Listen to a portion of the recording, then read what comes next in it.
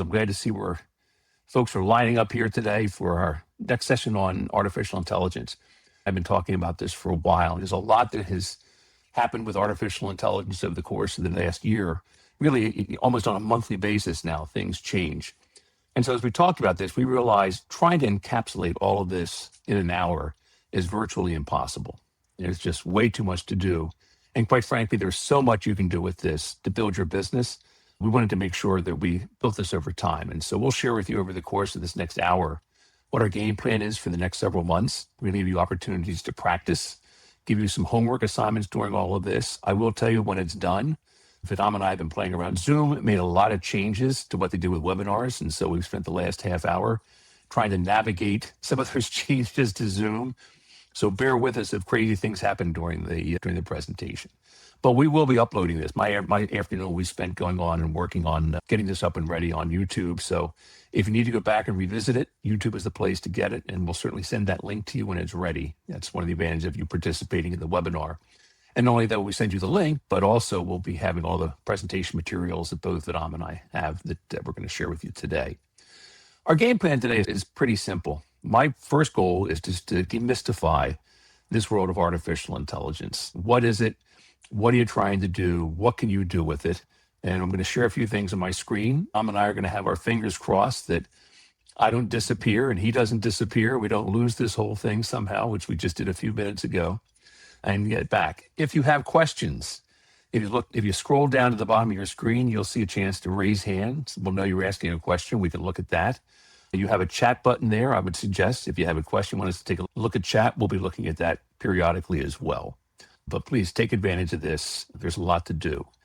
So just to get us started, because I wanted to give as much of this time to Vedam today. He's the working chef. He's the one that's using this all the time. But I thought, what are some of the things that we need to be thinking about when it comes to chefing? And so one of the things we talked about, and here comes our first chance to share, Vedam. So we're going to see if what we did before works. I was just talking about demystifying, and I'm going to open this up in just a moment here. Demystifying some of the things that we do with artificial intelligence.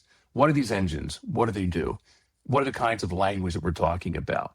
One of the things we hear, for example, is large language models. It just means a whole mass of data that goes into a computer. In the old days, we used to use Google.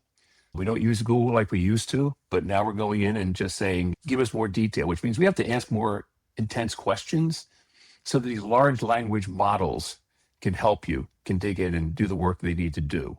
We talk about artificial intelligence as a thing. People have talked to us and said, do we need to be afraid of this? I don't know. It's hard to tell where this is going to go in the long run. We've seen certainly people who have mental illness, mental health conditions that have interacted with and have risked their lives using AI. But I think the bottom line is it's a tool. You can't be scared. You've got to try it.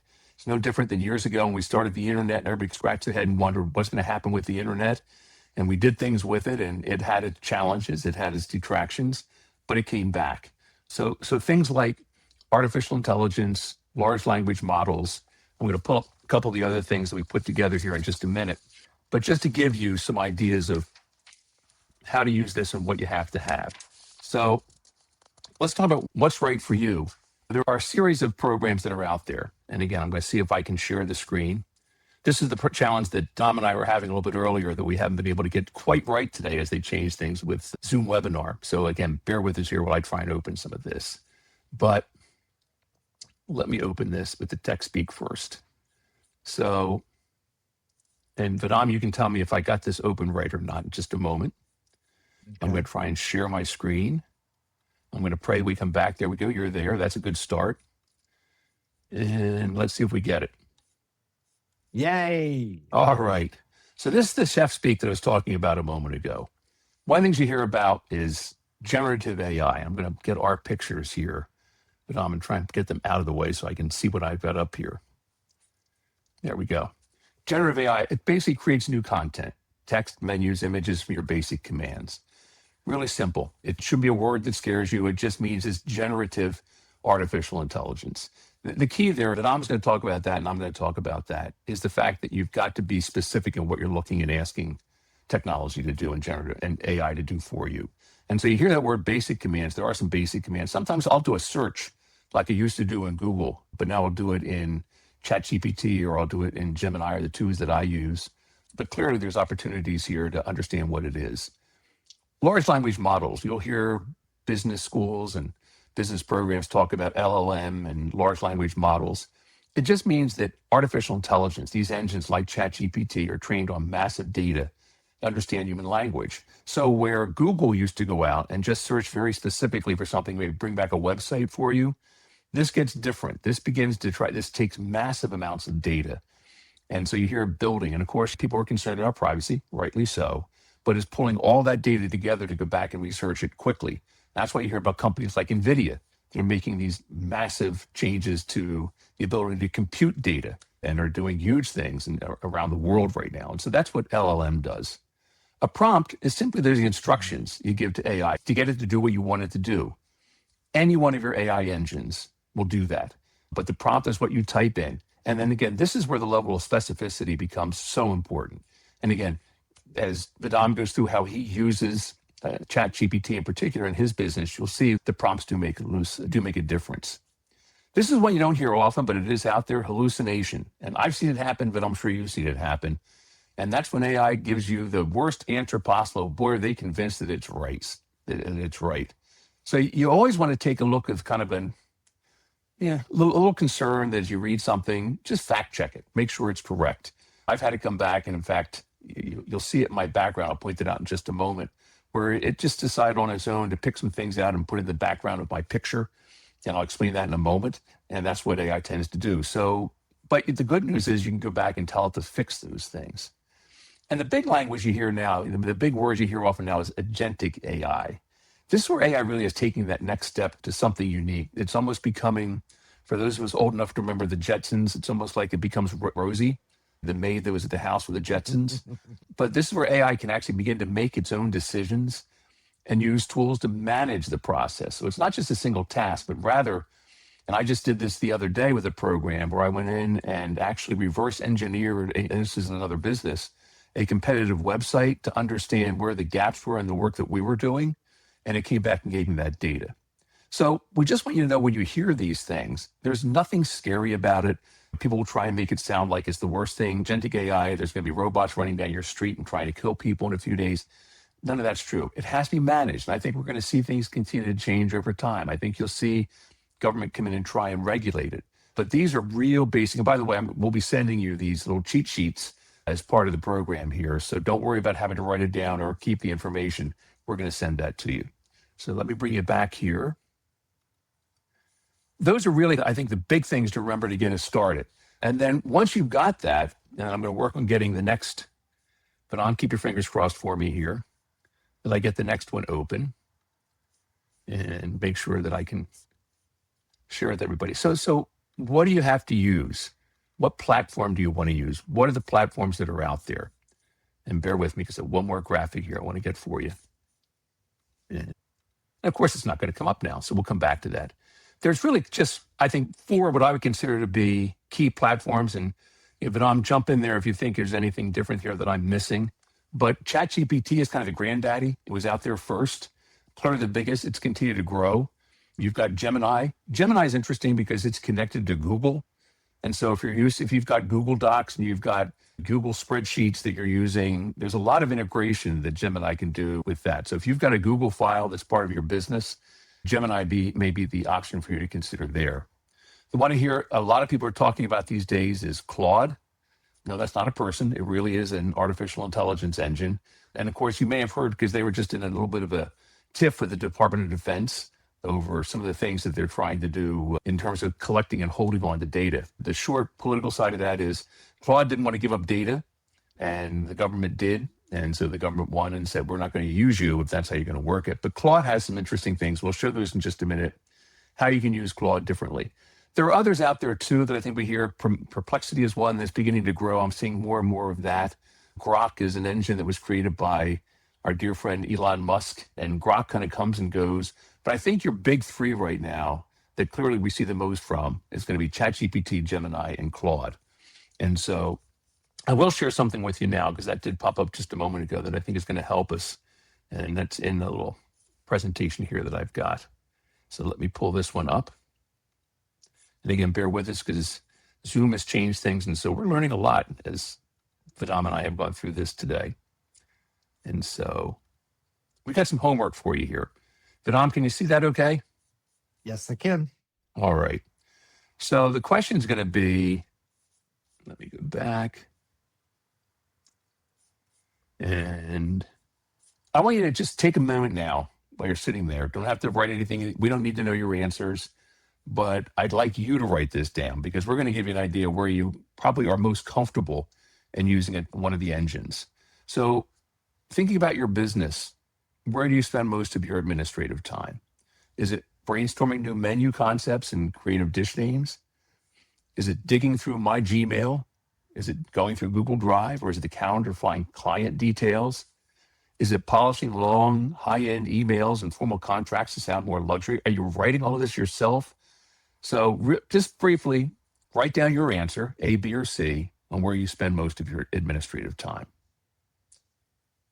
And we'll give it a second here. What do you think? Maybe a second or two, but we'll go on to the next question. Go for it. All right, let's go to the next question. Next question is, how do you prefer to interact with technology? I think everybody's using tech in some way, shape, or form in their business. It could be something as simple as Siri on an Apple iPhone. So do you want to talk to it like a real person while you're driving or prepping? Do you have an Amazon Echo sitting next to you in the kitchen that you can ask it to give it instructions on? Guess what? That's technology. Do you want to integrate with some of the tools you already use? So is it with email? Is it with Docs? Is it with Maps? Is it on a Microsoft platform? Is it on a Google platform? As you begin to think about how you might want to do this, do you want to paste in long documents or old menus and have them clean them up? Is this something an engine could do? So is your interaction one where it's real personal, where you've seen some of these TV commercials where people are talking to their Amazon Echo and it's talking back to them in a conversational way? Integrated tools, like I said a moment ago, Gemini does a great job with what it does with its Google Docs and with its calendar and so forth. Or do you just want to go in, plug and play? And by the way, I may have told you this the other day, there was a business I have with my wife where I did the biography that they had put in there for us. And so I stripped it out, plugged it in, and then I gave it a very clear prompt that I wanted to change it so it's more conversational, covered some of these things, and it completely rewrote it for me. So I didn't have to think through it. So there's the second question. The third is, you're here talking about AI with us at the moment. What's your number one priority for AI right now? Is it speed and versatility? And we'll talk about what that Swiss Army knife means. Can it do everything? Or are you just looking for something that's very specific? Is it about organization and research? Is it finding local vendors? Or is it checking market prices? Just among two things that you can potentially do. Is it about tone and professionalism? Do you want to sound like that $200 an hour service provider? Do you want people to understand who it is you are and come across as a better professional? And again, we're going to talk a lot more over the course of the next several months about some of these things to get them even deeper. But to get you started today, take a look at the answers you gave to each of these questions. If most of your answers were A's, you're the ChatGPT chef. You need a creative partner.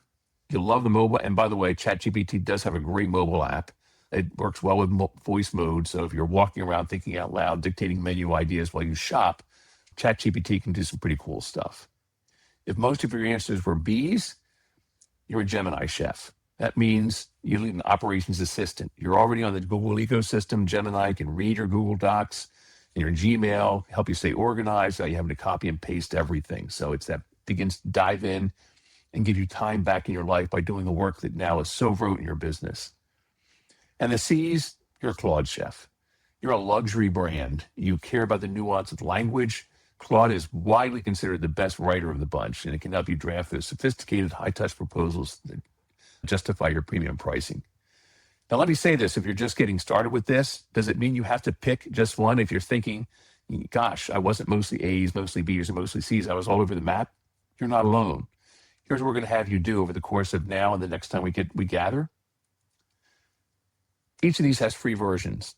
Just today, before we get deep into all of this, after we finish this presentation, I would like you to spend just 15 minutes with your match. Just pick one. And then do it this afternoon. Ask it to write one menu description. And just look how different each of those menu descriptions are. You begin to see the power of exactly what it is that any of these engines can do And ultimately, over time, as you learn to write more precise prompts, and I think that's clearly one of the things that we see more important than anything else is the detail in the prompts is the thing that we need to do to make sure people are paying attention and being successful at what they do. So, but all that said is just to give you an introduction, because Vedam's going to go into detail now. He's got the meat of this presentation, but I just wanted to let you know, this is not something that's going to knock you out. This is something that you can use to build your business. If you want time back in your life as a personal chef, if you want to grow your personal chef business, if you want to find ways to look and feel more professional without having to hire somebody or putting something out in the marketplace that you think may or may not work, this is the way to get it done. And again, when we get done today, I'm going to present what we're going to be doing over the next several months. We're not leaving you with just this one presentation. We're going to leave you with a whole bunch of presentations and a whole bunch of tools over the course of the next several months to get you there. So I think now, but I'm more than anything else, I'm going to let you get started. And you've got lots of things for people to learn about today before we close things out in about 45 minutes. Very good. Hey, everybody. I want to thank you for joining us today. Today really isn't about learning about technology. It's about learning how to think differently about your time and how you use that time. AI by no means is going to help you in cooking, but it's going to help you so greatly on the back end of your business. Let me give you a little bit of history here. January a year ago, I had gone through some major spinal surgery and I had to recover for about 3 months, and I really couldn't even get back into working until 4 months after the surgery. Oop, there's my cat. Hey, everybody, that's Patches. Get down. So anyway, so while I was in that recovery mode, I was going through a lot of stuff playing in my head about how things were going to be different. And one of the things that I really wanted to focus on is I wanted to get the most bang for my buck in the least amount of time that I could achieve it. So my point of view was I wanted to have $5 tickets and fewer of them, and instead of having a lot of mediocre prices. That was part one. Part two, every year since I've joined the USPCA, every January, I would sit down and rewrite my proposals, my contracts, my consultation sheets, all of those sorts of things I would rewrite every January because I would use them throughout the course of the past year, and I would see different things that I wanted to change about them.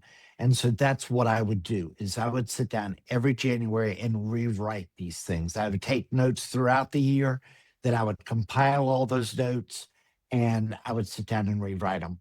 During that recovery time, my husband, who is a grant writer, started using ChatGPT and started telling me about all the different things that he was doing with it and wanted me to try it. So I thought, okay, great. I started off with going into a free version, and that's really important here, a free version of ChatGPT. That was the only one I wanted to try there. And I told them a little bit about my business. So, in other words, I told them about my brand. I told them about my target market.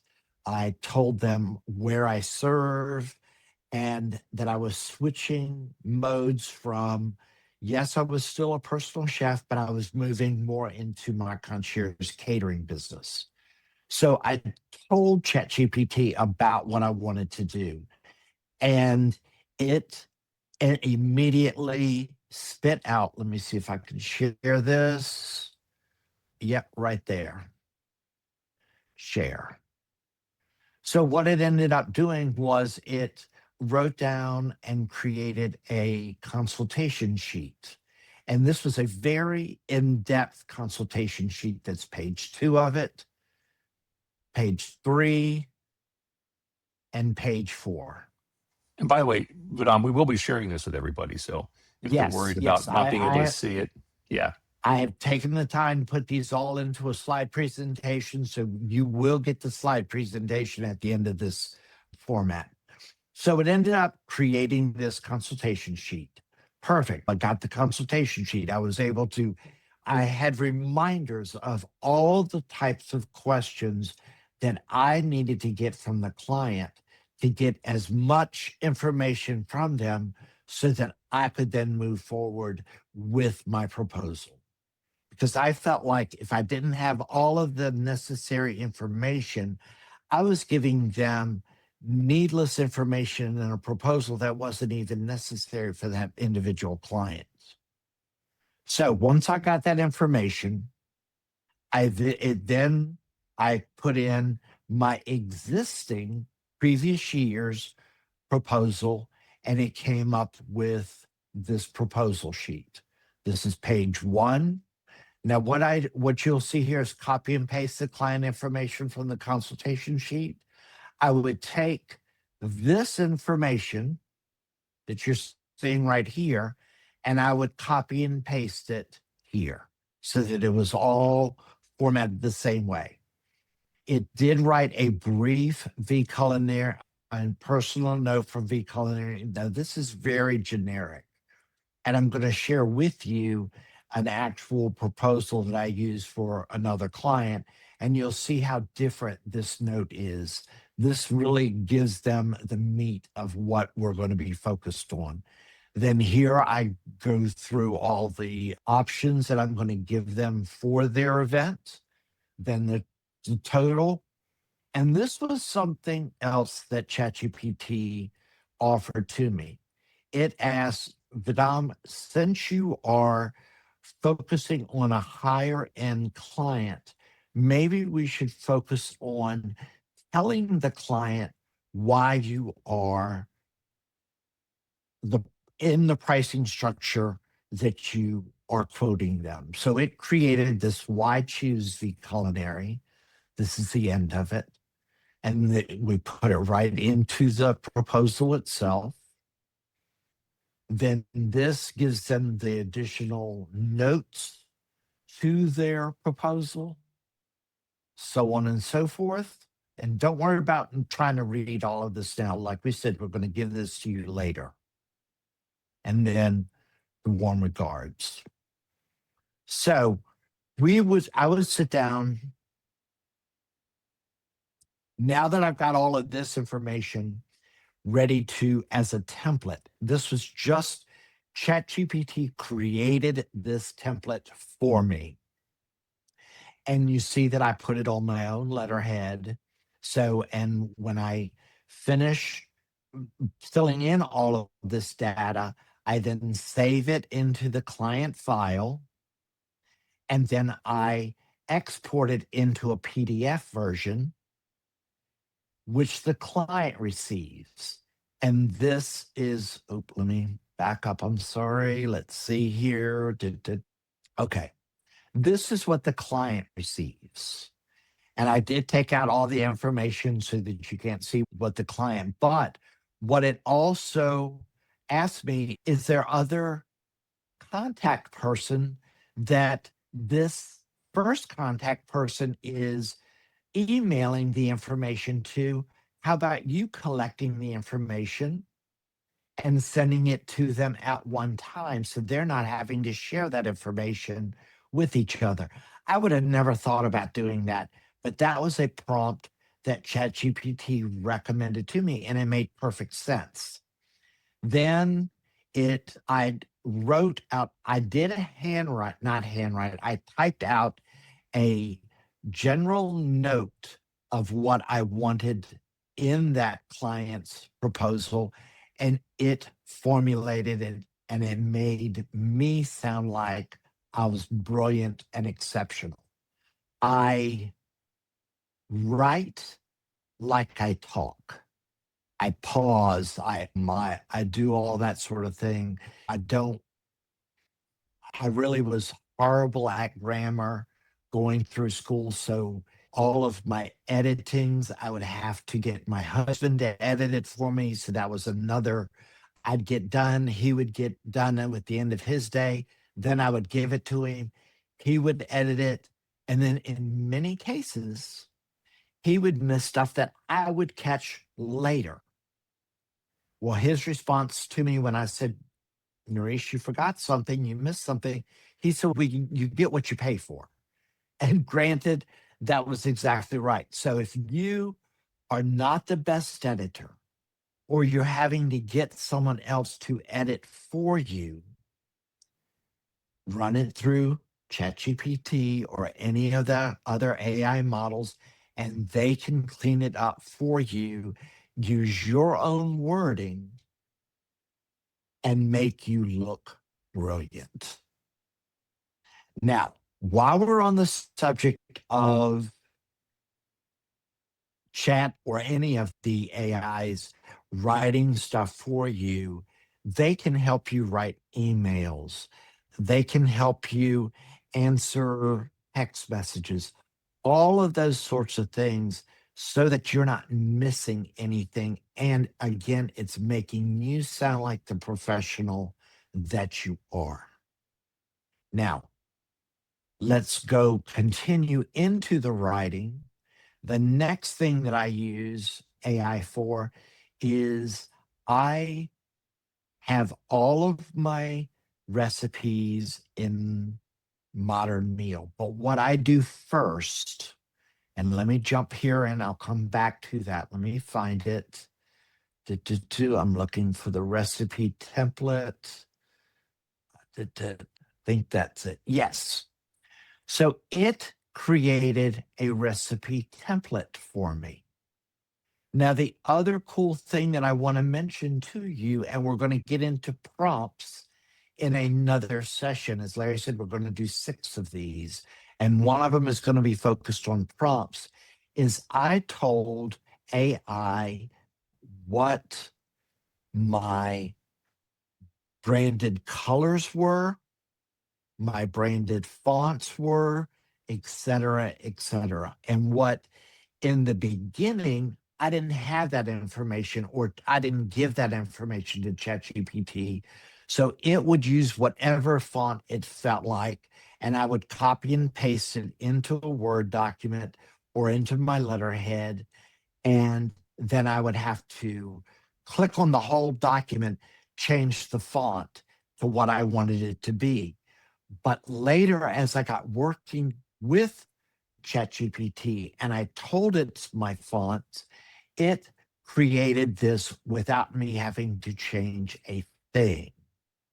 So let me continue. This is the example of a finished recipe. It has a description and it also has a short description. I asked ChatGPT to do this for me. And whenever I'm giving it or asking for a description, I give it a name. If I haven't created a name, I will sometimes ask it to give it a name. But most of the time, I can come up with the name. But I get really screwed up on creating this sort of stuff.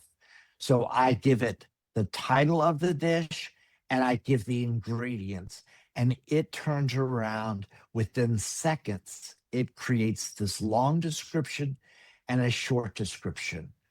It then gives me the directions, and it's formatted exactly how I want it to look. At that point, once I get this done and I saved into a file, then I go to Modern Meal and put the same information into Modern Meal so that every time I pull it up or pull up a recipe and I'm creating a template for a proposal, and I'll go back to here and show you what I'm talking about. Yes, we're right here. You see, I offer 3 to 6 options for them to choose from. I give them the name, the description, the next dish, and the description, et cetera, et cetera. Now, you may ask why this is now in green. When the client turns around and tells me what they want or what they've chosen from their proposal, I highlight it in green. Then, when it comes time to creating their contract, let me get there. Sorry, guys. Let me find the exact one that I want. Just skip through here. Yes. So that was the proposal for this event. This is now the contract for the event. The things that were now in green, or I changed to green in the proposal, I now put it into their contract, and everything is there. So all of the information, I'm not having to rewrite or rescript this information. Once it's done once, it's done, it's completed. I never have to refer back to it. Then it not only tells what they're having with their meal, but then it gives the logistics of the contract, the deposit, the guest count, the rules and regulations, the cancellation policy, leftover for foods, et cetera, et cetera. Larry, I've been talking. Is there any questions that have arisen that I need to address? So far, we're looking good. Okay, good. So if I'm going too fast with anyone, please slow me down because I've got a lot of information to share for you. So anyway, what we've gone through is I want you to understand that I started off with ChatGPT and I started using the free model of ChatGPT. At that time, and for the first probably 9 months, I used the free version always. Now, if I got into a long extension day of asking a lot of questions, there would be times when I would get an error message telling me that I had used up my quota for that 24-hour period. So then I would go to the next AI program, the Google Gemini, and I would do the same sort of thing. But at the end of that 24 hours, I'd always seem, for whatever reason, I got stuck on ChatGPT and it was the one that worked for me. It was at that time, like I said, 9 months later, when I was really starting to use it on a daily basis, that I decided, let's go ahead and get the paid following for ChatGPT. So that is the one that I use most. So, hey, Vidam, if I could interrupt Yes, real sir. quick, I'm sorry to do this. Yes, We had a sir. question just come in, and Sure. one of our watchers says, "Is it typical to have this many pages for an agreement? Is it best to be as formal as this?" That is totally up to you. One of the things that I wanted to do was I wanted to market myself as the high end concierge caterer in this area. And so with that, I asked, what is the typical page number or quota for a contract? And whatever the answer was, they told me, and I followed that rules and regulations almost to the T. I'm not saying that mine is the best, but what I will tell you, a client always knows what to expect and what I expect out of them. Now, you may ask, what do you expect out of them? I expect them to read the contract and initial every last thing that they're agreeing to. I expect the kitchen to be clean when I come in to start the process. And it states in there that if It is not, then there may be an additional charge. In it, I state that I don't want to deal with children and or pets. I want to have full access to be able to get into these gated communities. All of those sorts of things. I just want everyone to know what to expect out of me and what I expect out of them. But So wouldn't that does, you say that kind of reflects what you've experienced over the years in business? So some of the nuanced things that you have in your contract really relate to things that have gone right or gone very wrong that you want to make sure are addressed. And that's where I think this comes in handy, right? Because then you're able to identify those strengths and weaknesses from prior services you want to make sure is always addressed in the contract. I think that's the important thing here, right? Is that for each yes. chef, those nuances really depend on their experiences. But I think this is also the value of our community that we have with USPCA is that we can learn from each other. So there may be experiences that Vedam, and by the way, I will tell you this, Vedam really does love pets on it. He's got a cat, and I know Vedam well. He's been very nice to my dog. So don't hear it because he doesn't want to deal with animals, that he's very much an animal lover. So I'll just throw that in there. Oh, yeah. I will sit right down in the middle of the floor and play with the pets. I just don't want them under my feet while I'm in the kitchen. It's dangerous for me. It's dangerous for them. It's only when I'm in that kitchen cooking. When I'm not, I want to be right down on the floor with them. So it's really just my CYA, and I'm happy to share these. You will be getting these contracts, an example of these contracts. Take what you want and use it for yourself. And what doesn't seem applicable to you, my way is no better than somebody else, and it's no worse than somebody else. And so Like for go ahead. like for example, you see right here at this one that I'm sharing, the one that says media photography rights. I want to be able to take pictures and have the permission from the client right from the get-go, or their request not to share their information on social media in picture format.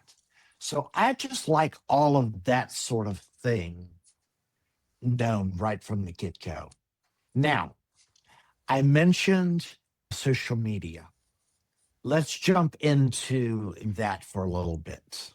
2 seconds, if we could. The Pat had a follow-up question. And she Sure. wants to know, do you meet with your clients and then actually read through the contract with them? She says she usually does, and that way she can confirm all the details. That's really good. But for me, a lot of people are in different states when I am constructing their proposal and their contract, because I am in a vacation centric community in the mountains of North Georgia. So many times I've never even seen or met this client other than over the phone until the day of the event. And that's another reason why the gated community and restricted access in these high end places, there, I've got to have access to be able to get in when I need to get in. So I want to know all of that sort of stuff right from the get go. Did that answer your question? I'm going to pop in there and take a look, too. Okay. Just wrote back, says, I love Delonica. Right on. Yes. And you didn't answer the question, so there we go. I got that from Pat. Thank you. So let me back up what I mentioned about the media, social media. Excuse me. Guys, I am 62 years old. I did not own a computer until 1996. So I am not a tech savvy kind of guy. I don't like it. I don't enjoy it. I find it tedious, but it is a necessary evil for our business. So, with that being said, I have grown a relationship with AI where it helps me write social media posts. It helps me write newsletter or blog entries. It helps me do all of that stuff. And it makes me look so much smarter than I actually am. I'm not, there are many times that I feel like I'm dumber than a box of rocks, if you want to know the truth. But what I know well, but I'm not savvy in the knowledge in how to write those social media posts so that they get the most bang for the buck.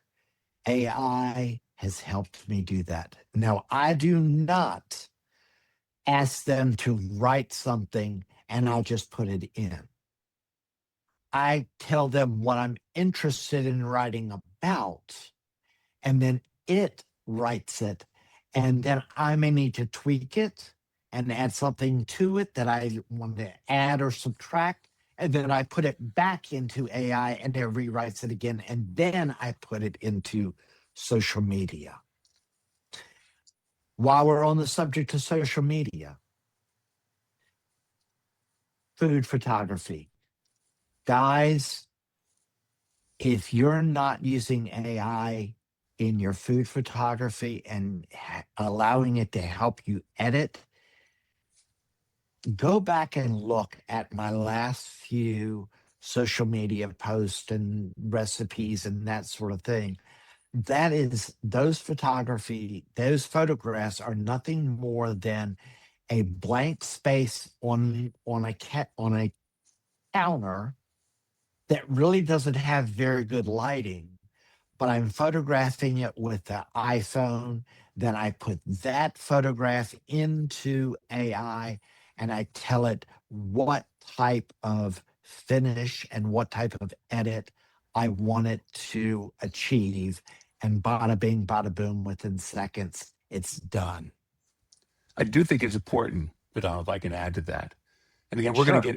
I know we've got a future session. We're going to get deeper into the social media piece because two things. One, you're talking about your writing the posts, and we'll talk about this in a later episode. You can actually have any of those engines create an entire social media calendar for you.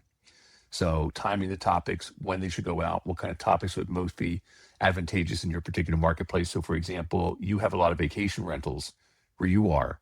The kind of messaging that goes to vacation rentals might be very different than would go to a regular homeowner or somebody who's looking for weekly meals versus meal planning versus dining events. So that's all important. I think the other thing too is you're so right about that ability to enhance photography, but it should be your photography that is being enhanced. So in other words, from an Yes. ethical perspective, what you don't want to do is set yourself up with a customer who says, boy, that food does not look like anything that was in your pictures. So it's got to be the things you're cooking. But the good news is it can clean those pictures up dramatically. And I'm going to come back to what And we've been saying since the beginning. It's the amount of detail that you give it in the prompt that will help you define that. And I'll show you a picture here of mine. We come back on in a couple of minutes. But the other thing too, Vidam, real quick, which social media platforms, if they want to go back and take a look at you, should they find your pictures on? Facebook, Instagram, and they're all listed under V Culinary, V Culinary. So there's Instagram and Facebook. I'll make sure that goes in our notes too. Sure. Sure. And then you're also going to want to check out the website and look at the blog posts for the recipes that are trying to get more and more recipes on my website. So they're really helping me with that. And So Vidal, if guys, I could, we had a question. Can I jump in yes, real quick? I know this is gonna be a little sure, back and forth with the two of us. But sure. one of our participants just wrote in and said, "Which AI do you use for the photo editing?" I tend, and you and I've had this discussion. I tend to use Gemini as a photo editor more than and I don't know why. It just seems to come out better. But I would suggest as you play around with the free version, and again, the difference with the free version versus the paid version is the number of things you can ask. It takes a look at the amount of space that you use. So it's not like you're restricted by won't do this because you're using the free version. It just means you can't do this as frequently if you're not using the paid version. But I would strongly suggest is you find a good photograph, write a really good prompt. And again, we're going to talk about this in more detail in an upcoming episode, but write a really good prompt and then see what each of these engines can do from an image enhancement perspective. And once we get done this particular session with Vedam, well, I'll show you something we just did recently, and Vedam just did today in terms of our backgrounds. And I'll explain something because it also ties to that hallucination that I was talking about before. Michael, hopefully that answers your question. But Vedam, if you want to talk about where you're using for your photo enhancement. I am a ChatGPT fanatic. It's the one that I've just gotten the most used to, and it's the only one that I use as a paid version. So to answer your question, I use ChatGPT for everything with photo editing and all. Now, I will tell you, I sneak around, and it worked for me. And I don't know whether it's still applicable or not, but try it. If you are on your laptop or on your or whatever, and you get the error that you've run out of usage space for that day, go to that same app on your phone. Or if you are on your phone and you got the error, go to your laptop, and you can. I was able to work around those times when you got your error message. So, guys, I'm not trying to tell you that my way is the best way. And yes, my business is focused on concierge catering, where yours may be in personal chefing, working with clients on a weekly, bi-weekly, or monthly sessions.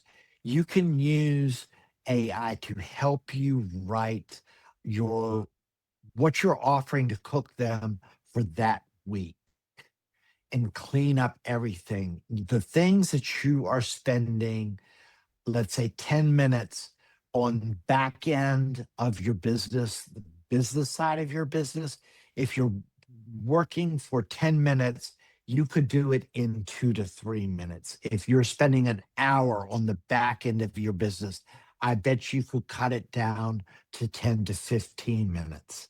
So it's going to start saving you so much time, so much effort, and so much energy as you're working with this. So we're going to start really wrapping this up because we've only got a few more minutes, but I'm going to be sharing with you a call to action for today. There's 1, 2, 3, 4, 5, 6, 7, 8 things. What I would like for you to do before we meet back is pick 3 and see what you can do. Start playing with it. That is the only way you're going to start feeling comfortable with this new technology, is to play with it. Do not be scared with it. Start having a communication with it. Larry alluded to this, where we used to go to Google or Safari or the search engine, and what is the closest restaurant to me, or whatever you put into your search engine. You talk to ChatGPT or talk to AI like a real communication rather than a question. Yes, you can ask it questions, but talk to it like you were talking to your friend. It will That's the sometimes get best. annoyingly conversational, though. I've had Yes, that happen where, and, would you like and me I to do? Would you like me to do? And stop asking me and just do it. yeah. And don't, just because AI did it and I've told you that it's going to make you look brilliant, proofread everything it has done for you before you copy and paste it into an email. Proof it and make sure it has your tone. Make sure that it has your voice. Make sure it has everything that you want it to be. And if it's not, tell it that it's not, and go back and clarify what you're asking for it to do. And with that, I'm going to wrap this up. So, Larry, you can have your spiel for the rest of this and tell We us can do that. everything that's going to go on? You want to pop off share for a second? I'm going to show something here if I can. Absolutely. Got it. There you are. So one of the things, and we were playing around with this the other day with Vedam and I, and that's the background. Most of you won't recognize it. You'll see the USPCA logo. Got to get it the right finger here behind me. And basically, I just took the logo and I told Gemini, create an office-like environment that would use as a backdrop for Zoom, and plugged in the logo. So now I use ChatGPT and Gemini enough for different business purposes that sometimes this is where the hallucination comes in. It decides I'm going to pick up from these other businesses as well. So as I look over this shoulder, that's a USPCA shirt. It just put it there on its own. I didn't tell it to put it on the shelf. This is the name of the cabin that we have up in the mountains. And we do a lot of short-term rentals, and this does the marketing, and you can see the house, and I didn't tell it to do that. And up in this corner, up here, is part of a logo for real estate business. I didn't tell it to do any of those, but it did it anyway. So you have to sometimes go in and do some corrections with this. What I want to get to that is the more you interact with this, the more it's going to remember about you. It almost gets to be a little spooky sometimes because you're going to ask a question without even identifying your business, and it will figure out what it is that you're talking about, what it is you're looking for. The good news is, because it's containing, this is when I said early on, large language models, right? That's the large language piece. That's what's collecting all this information. And rather than just like the old days of Google where you just get one answer, it's going to form all this in a way that it's going to give you detailed answers. So, and by the way, as it's doing that for you, it's doing that for everybody else who's plugging information into these models, which is why it's able to pull so much out, write a better contract for you, why it's able to do social media calendars, why it can write the actual social media post tied to those calendars, why it can create the graphics that goes with those. You might even want a new logo. Ask one of these things to craft a new logo for you. Maybe you want a better, is the name of my business one that's effective in my marketplace? Is there something that would be more effective? We're going to get over the course of the next several months. I'm going to try and open this now. This is the scary part for Vedam and I. We were playing with this earlier. And somehow everything we did just disappeared. And I'm going to keep my fingers crossed as I get ready to open this up. I didn't open up while you were talking, Vedam, because I just said, if I do that, with my luck, I'll end up having everything disappear again. So let's see if this pops up like it's supposed to. Can you see it? All right. So now there's hope. This is our game plan over the next several months. Next, mark down May 4th on your calendars. We'll be having an invitation come out. We want to have you take the month and really start to play around with this so we come into these more detailed ones. So today was just the basic dietary matrix from complex menu planning. And that was getting into the contracts, what we have to do. But we're going to get into the automated administrator. You want some of your life back? We're going to talk about some of the things that we can do to help you get there. Smart sourcing and dynamic costing. One of the things that I often see, and I'm a personal chef, our Facebook posting site, is how much should I charge? Guess what? AI can do some phenomenal things for helping you manage and maximize your profit margins. And so as an association, one of the things that we can't do is really give you a lot of advice on pricing. There are actually federal laws. And as I always kid around, I don't look good in stripes. So we tend to avoid that, but there's nothing that can stop AI from helping you do that and pulling up information from the internet. Plating, doing some things for culinary marketing. That's what we were just talking about a moment ago, and what we can do with marketing to help you get there. The old silicon sous chef recipe innovation and flavor profiling. As you get more fancy, we know you know how to cook, but do you want to get fancier? Do you want to know what people in your marketplace are looking for? What are they going to restaurants for? What are they going to other chefs for? What are they buying elsewhere? Can you work on your flavor profiles to make sure that it's representing what people in your area are buying so that your personal chef business represents that? And finally, the season finale, we're going to take a look at ethical practices. We talked before about making sure when you edit your pictures, they're your pictures. It should be you, right? And so we want to make sure that we understand what you can and can't do with AI that's safe. So that's going to be over the course of the next several months. We want to give some time in between each of the sessions for an opportunity to be able to talk, get a chance to chat, get a chance to practice, ask your questions, and we'll be here to help you do that. So we get done this day. My day is going to be spent. I have a new AI helpful video editing. So I'm going to work on editing our video when we get done this today, getting it up on YouTube. Everybody who participated will get the link before it goes up to the membership in general. So we'll get the link out to you personally in an email after we're done. We have it up and running. We're also working on getting our Apple podcast and our Spotify podcast back up and running now that both support video. So we're excited about getting this message out there. But stay tuned. Lots more to come in terms of how we share what's going on with artificial intelligence and really help you be working more on your business and in your business. Vedam, anything else before we close? Larry, feel free to, when you share the information, if you want to share my business line for people can text me if they want to, if you want to share my email, I don't mind you sharing that at all. I'm happy to help you guys do anything that I can. That's the power of associations. And by the way, Patricia just said thank you very much. It was very helpful. So always happy to help everybody. So our pleasure. All right. Yes. If that's if we're all set, we'll see everybody May 4th, we hope, and we'll hear what your first little interactions with artificial intelligence have been. But again, thank you all and we appreciate it. We'll see you again soon. Take care. Ciao.